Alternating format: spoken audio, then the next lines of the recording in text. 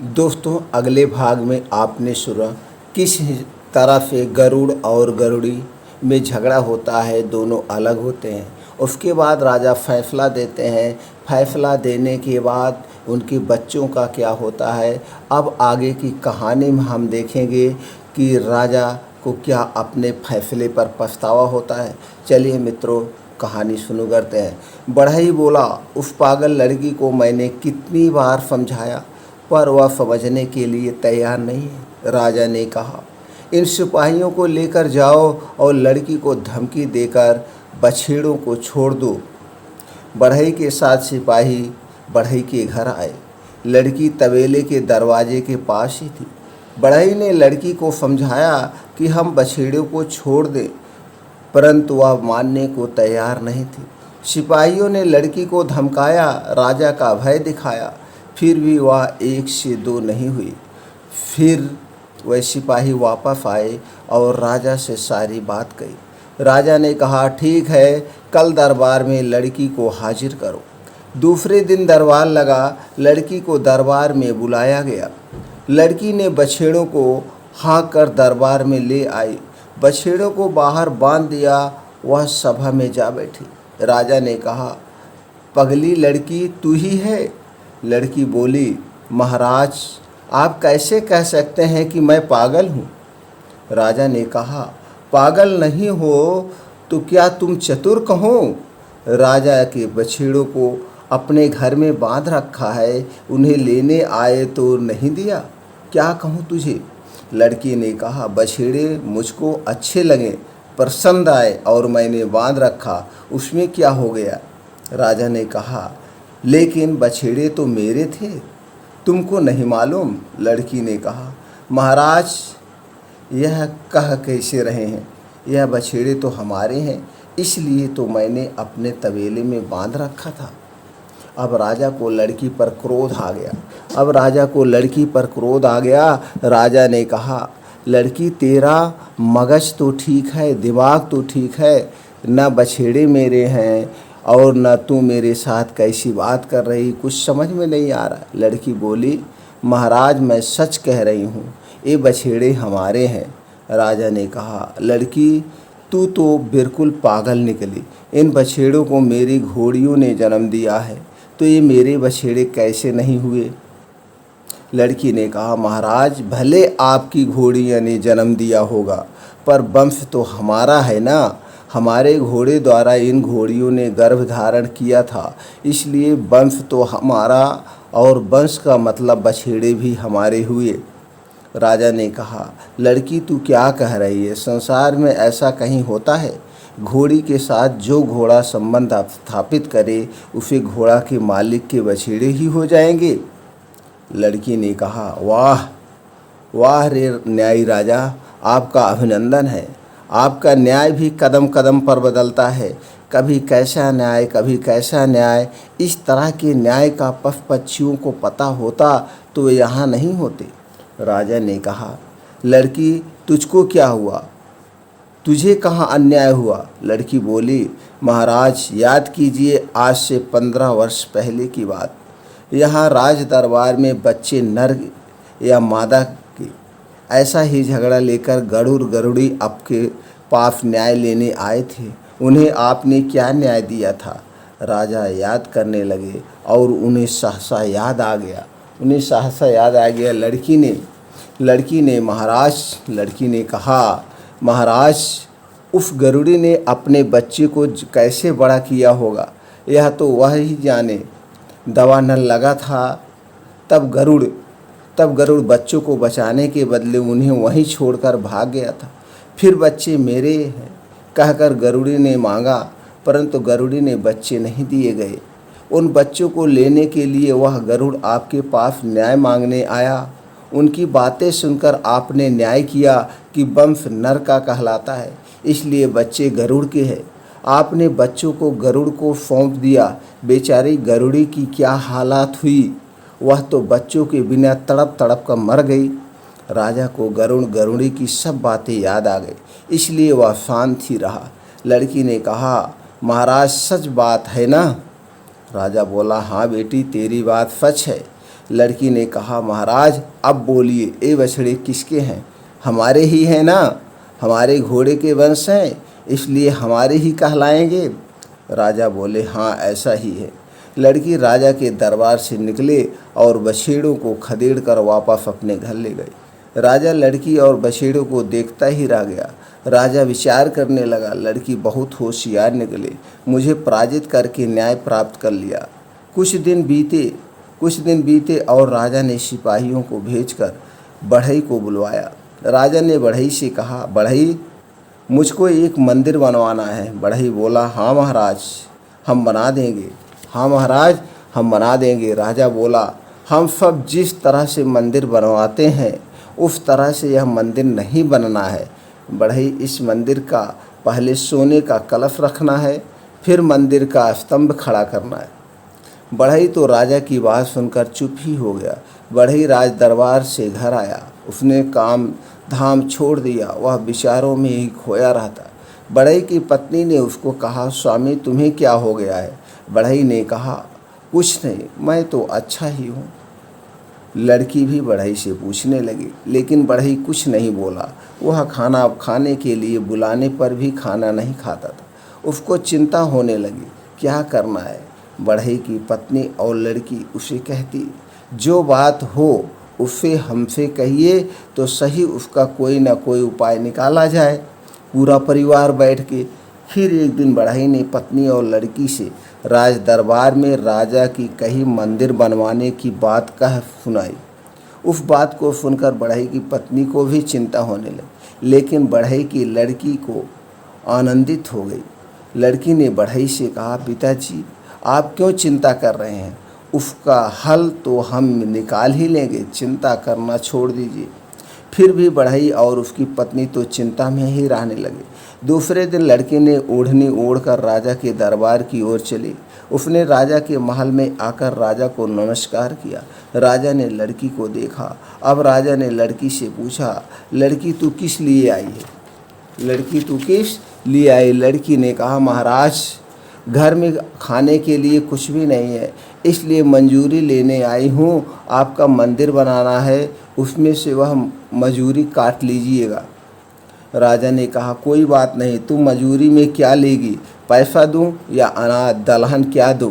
लड़की ने कहा, महाराज अनाज ही दे दीजिए। राजा बोला, अनाज में क्या लेगी? कोदो, सावा, धान, ज्वार, बाजरा क्या लेगी? लड़की ने कहा, महाराज सावा की ही मंजूरी दे दीजिए। राजा ने नौकर को बुलाया और कहा, इस लड़की को सावा की मजूरी एक मन भर करके दे दो। नौकर लड़की को लेकर गोदाम में आया। वहाँ लड़की ने मजूरी लेने के लिए ओढ़नी फैलाई। नौकर ने तगाड़े से सवा निकाल कर मजूरी देने के लिए मापना ले आया और भरने लगा। तब लड़की ने नौकर से कहा, मुझको मजूरी तुम देने वाले हो? नौकर ने कहा, तो कौन राजा देंगे? लड़की ने कहा, मैं तो तुम्हारे हाथ की मजूरी नहीं लूँगी, राजा अपने हाथ से मजूरी देंगे तो ही लूँगी। नौकर ने बहुत समझाया कि राजा तो किसी को अपने हाथ से मजूरी नहीं देते, हम नौकरों को ही देने के लिए कहते हैं। यह सब काम तो हमको ही करना पड़ता है, इसलिए तो हम नौकर हैं। लेकिन लड़की नहीं मानी। उसने तो हठ ही पकड़ ली कि तुम चाहे जो करो सो, पर मैं तो राजा के हाथ से ही मजूरी लेने वाली हूँ। राजा के हाथ फिर नौकर जाकर राजा से बात करता है कि लड़की मेरे हाथ से मजूरी नहीं ले रही, वह तो आपके हाथ से ही मजूरी लेने को कहती है। राजा ने कहा, ठीक है, उसे मेरे हाथ से मजूरी चाहिए तो मैं उसको मजूरी दूंगा। फिर राजा आया और सावा से मापना भरकर लड़की के ओढ़ने में खाली करने लग गया। लड़की ने तभी बीच में हाथ करके मजदूरी देने से रोक दिया। बोली, महाराज मपने में ठीक ऊपर तक सावा नहीं भरा है। राजा ने मपना खाली करके फिर से भरा और ओढ़नी में खाली करने को तैयार हुआ। तब फिर लड़की ने हाथ से रोका और बोली, महाराज मापना ऊपर तक ठीक से भर गया है, परंतु अब भरने में पद्धति बदलनी पड़ती है। राजा ने पूछा, कैसी पद्धति? लड़की ने कहा, महाराज पहले मपने का ऊपरी भाग भरना चाहिए, फिर मपने में अनाज भरना चाहिए। ऐसा काम नौकर से नहीं होता, इसलिए तो मुझे आपको बुलाना पड़ा। राजा ने कहा, तेरा बाप तेरा ऐसा करता है? तेरा बाप ऐसा करता है? लड़की तू तो पागल हो गई है। कहीं ऐसा देखा है कि पहले मपना का ऊपरी भाग भरा जाए फिर मपने में अनाज भरता हो? लड़की ने कहा, सब हो सकता है, आपको ऐसा करना ही है तो वरना कोई क्यों ना कर रहे हैं।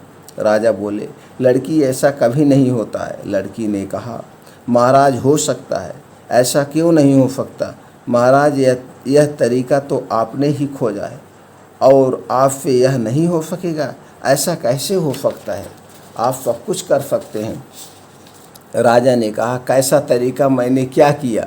लड़की ने कहा, महाराज मेरे पिताजी बढ़ई हैं, उनसे आपको मंदिर बनवाना है, लेकिन आपने उनसे कहा है कि मंदिर पर कलश पहले रखना है, बाद में मंदिर का पावा बनाना है। महाराज दुनिया में ऐसा हुआ है? राजा हंस पड़ा।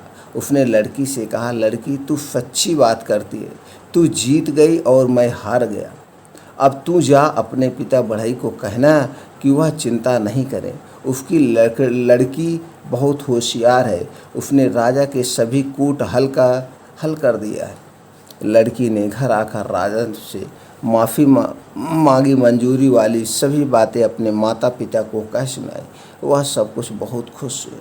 अब लड़की युवा हो गई। राजा विचार करने लगा कि बढ़ई की लड़की बहुत बुद्धिशाली है, उसको राज्य में रानी बनाकर लाऊं तो राज दरबार में आने वाले प्रश्नों या कूट का हल खोज निकालेगी और प्रश्नों का समाधान हो जाएगा। अब राजा ने बढ़ई की लड़की से विवाह करने की इच्छा बढ़ई के समकक्ष व्यक्त की। बढ़ई बोला, महाराज हम गरीब आदमी और आप ठहरे राजा, ऐसा रिश्ता कैसे सोच सकते हैं? हमारे रहन सहन और आपके रहन सहन में ज़मीन आसमान का फ़र्क है।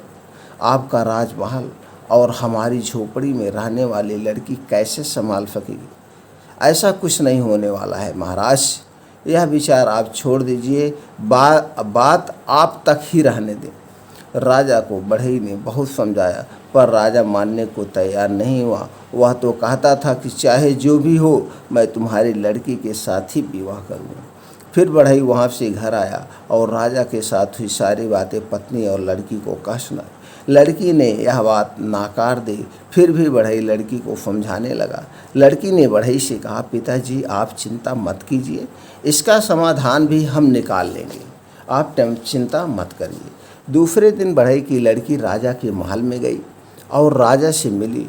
वह लड़की राजा से बोली, महाराज आपके साथ मैं विवाह करूँगी, परंतु इससे पहले मैं जो कहूँगी उसके अनुसार आपको करना होगा। राजा ने कहा, ठीक है, तुम जैसा कहोगी वैसा करने के लिए मैं तैयार हूँ।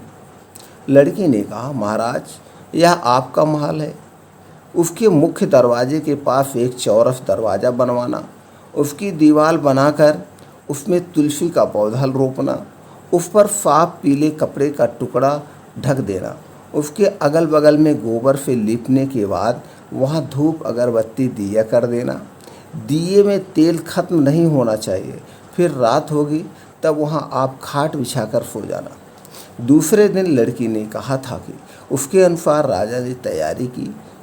साँझ को वह वहाँ खाट या बिछाकर सो गया। रात के 2 प्रहर व्यतीत हो गए। अब मध्यरात्रि हुई और राजा की खाट आकाश में उड़ने लगी। वह स्वर्ग में गया और वहाँ रुका। वहाँ राजा ने देखने लगा तो उसके माता पिता सोने के हिंडोले के किनारे आ गए हैं। उनका आसन डोलने लगा है, वह अब नीचे गिर जाएंगे ऐसा लगने लगता है। राजा नीचे देखता है तो नीचे तो नरक दिखता है, उसमें छोटे बड़े कीड़े एक दूसरे पर चलते हुए और मैला खाते हुए दिखते हैं। ऐसा देखा राजा जल्दी जल्दी माता पिता को पकड़ने के लिए हाथ बढ़ाता है और चिल्ला उठता है। राजा जग गया और देखता है कि वह तो नीचे पलंग पर ही सो रहा है। उसे लगा यह स्वप्न था या सच बात थी। राजा को कुछ समझ नहीं आया। दूसरे दिन बढ़ई की लड़की राजा के पास आई और देखा तो उसने कहा था वैसा ही किया था। उसने राजा से कहा, महाराज मैंने कहा था उसी अनुसार किया दिख रहा है। परंतु मैंने कहा था कि उसी तरह से आप सोए हुए थे। राजा ने कहा, हाँ, मैंने जैसा तुमने कहा था उसके अनुसार ही किया। लड़की ने कहा, हाँ, तो आपको क्या अनुभव हुआ? कैसा प्रतीत हुआ? राजा ने रात्रि को जो अनुभव किया था वह सभी बातें लड़की से कह सुनाई। लड़की ने कहा, महाराज, आज भी आप वहीं सोना, पर आज मन को साफ रखिएगा। आज आपको मेरे प्रति ऐसा भाव रखना है कि मैं आपकी छोटी बहन हूँ। राजा ने कहा, ठीक है, आज मैं ऐसी भावना रख कर सोऊंगा। दूसरे दिन रात हुई, राजा पलंग पर सोया। रात्रि के दोपहर बीते, मध्य रात्रि हुई और राजा की खाट आकाश में उड़ने लगी और वह स्वर्ग गया, वहाँ रुका। वहाँ राजा देखता है तो उसके माता पिता सोने के झूले पर झूल रहे हैं। वह पान खाते दिखे। वहाँ वह बहुत आनंद में हैं। उनके अगल बगल में फूल ही फूल दिखते हैं और नीचे देखता है तो नीचे भी सुंदर बगीचा, उस बाग में फूल महक रहे हैं। यह सब उसने देखा। राजा यह सब देखकर आनंदित हो उठा और फिर जाग गया और देखता है कि उसको खाट के नीचे ज़मीन पर महल के आंगन में ही है। आज तो राजा बहुत खुश हुआ। सुबह लड़की राजा के महल आई और राजा से रात्रि को क्या अनुभव हुआ उस विषय में पूछने लगी। रात में जो अनुभव हुआ वह सभी अनुभव राजा ने लड़की से कह सुनाया। इसे सुनकर लड़की ने राजा को कहा, महाराज, पहली रात को आप मेरे प्रति पत्नी का भाव रखे थे, मुझे ब्याहेंगे इस भाव से आप वहाँ सोए थे, इसलिए आपको स्वर्ग में आपके माता पिता झूले के किनारे बैठे हुए अभी गिर पड़ेंगे या फिर गिरेंगे, या वह नीचे गिरेंगे तो सीधे नरक में जाएंगे जहाँ कीड़े नरक खाकर रहते हैं। माता पिता की ऐसी स्थिति आपको दिखाई दी। अपने माता पिता को दुखी होते हुए आपने देखा, जबकि दूसरे दिन आपको मेरे प्रति भाव पवित्र था। आपने मन में मुझको बहन मान लिया और बहन का भाव पवित्र भाव होता है, इसलिए मन में कोई खराब विचार नहीं आया। और इसी कारण दूसरे दिन रात को आपके माता पिता स्वर्ग में झूले पर बैठे झूलते हुए और पान मसाला का मुखवास करते हुए आनंदित मुद्रा में दिखाई दिए। उनको बगीचे में फूलों की सुगंध भी मिलती है, ऐसा लगा। इस तरह वो सुखी दिखे। महाराज, इस प्रकार के पवित्र भाव के कारण आपको यह सुखद अनुभव हुआ है।